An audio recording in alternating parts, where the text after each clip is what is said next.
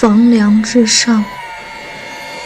大4期间，我一个人去了外地实习，打算在公司附近租间房子。因为公司所在的区域临近市中心，周边的租房价格相当昂贵，找了一圈也没能找到合适的。正当我打算放弃时，一个好消息却找了上来。喂，请问是豆豆吗？听说您最近在看房子，但找不到价格合适的是吗？我这里有一套房子，位置和装潢都不错，价格也好，总之要不要来看一看？那间房子的确非常好，通勤便利，周边环境也好，几乎完美的无可挑剔。但这样的房子，我一个普通学生怎么可能承担得起租金呢？实不相瞒，就是因为上一任租客出了事，所以才会把这间房子低价出租一段时间，让人在出了事的凶宅里住一段时间，然后就能把宅子当作正常房子继续出租。这样的事情我在网上看过不少，只是没想到真的能被我碰上。这么好的房子，这么低的价格，实在很难不心动。不过凶宅的话，据说要提防凶手折返。识字，一个年轻人独居，精神压力太大，一时没想开。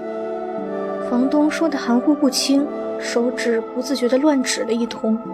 不是什么刑事案件，安全的，最多就是心里有点那个。租期灵活，短租长租都行，水电全包。房租的话，1个月就只收你800块钱。请租给我吧。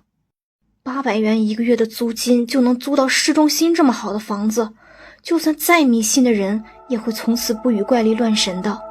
房子住起来舒适无比，采光隔音都简直完美，通勤更是十分便利。实习工作虽然有些辛苦，但下班后就能回到这么棒的房子里，我还有什么不满足的呢？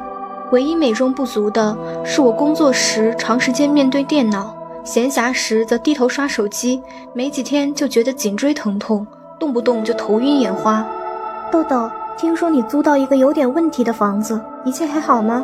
话说你上几天班怎么颓废成这样啊？脸色好差，压力很大吧？还好，都还好。我脸色很差吗？可能是老用电子产品用的吧。最近颈椎总是很痛，就像被谁打了一样。早点去医院看看吧，可别是累出颈椎病了。你肯定天天熬夜吧？感觉脸都肿了，看着都不帅了。这个视角显得你鼻孔好大呀，我截图了。你敢偷截我丑照？就截就截，我还要把它发在……周周怎么不说话了？卡住了吗？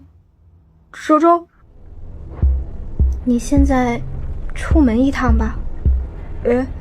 快点，快出去。我被他的样子弄得心里一阵发毛，赶紧出了门。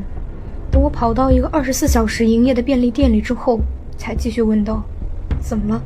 你刚刚看到什么了吗？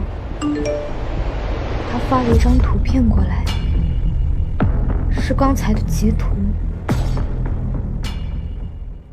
原来那家伙一直在踢我的脖子呢。